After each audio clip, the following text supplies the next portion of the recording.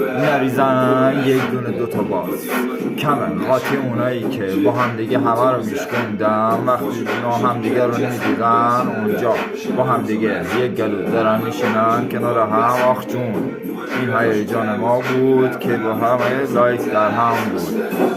پس دل وابستگی ناکس بازی یا هر چیزی توی بین ما رفتار چپ و راست از منم نبود. هر چیزی بود حقیقت برای تو بود ولی تو اختیارت تو بازه صبرت خیلی خیلی خیلی کم فاک بود. ولی اینو که متوجه نمیشی انسانی که گفتم چی دوباره خودت بودی. دوست دارم وقتی ضبط میکنم یکی چپ و راست زیر آچارش بشونه، یک کلا سفید هکر نابی که بتونه تو کل کیهان یکی رو بشونه بعد واقعیت تار نوعی رو سازمان برکیهانی نمونه. نمونه نبودیم تلک بودیم مثل زیر کشورهای در خونت مشجر از همتون که دنبال یک کشور خوب میخوندیم. خب منم کشور خوب بود تو قانون 109 هم کردم تا توی کنتون تا اون کنتون سوخت که همونی که نمیتونید تای خونتون اونو بخونید، یعنی درست نخوندیم که اون کشوری که میتونید بخونید ولی باید قانون 109 رو از قبل نیلوفر آبی زیرش بنونید. یعنی این که الان دارین میلودین همون کاری که من میکنم و میکنین، همونی که من میگم و میکنین، یعنی این که من میکنم میگم میکنم.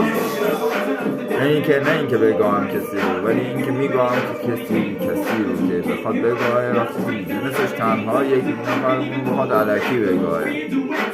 چپ و راست وقتی با قوانین شما فشاری رو من نبوده ولی از 1 و 2 و 4 و 5 که هست توی نیست ریز که میبینی وقتی که دیگه نمیبینی بیزینس های بزرگ کلاس رو که وسط بیزینس های ریزی که بالا بر سر ریزی پایین در خوری دور من میبینی ولی این کی از خجالت خالی در کلانی بازی جدی کششی میبینی. وقتی این که از اون چپ و راست باز برگشتی که نیستش دیگه لازم از چی بین خانواده من تای فامیل تای کیهان جامعه سیستم موزیسم توسیسم پیسیسم چی سیستم چه سیستمی دارین منم همونجا تک کنم خودمون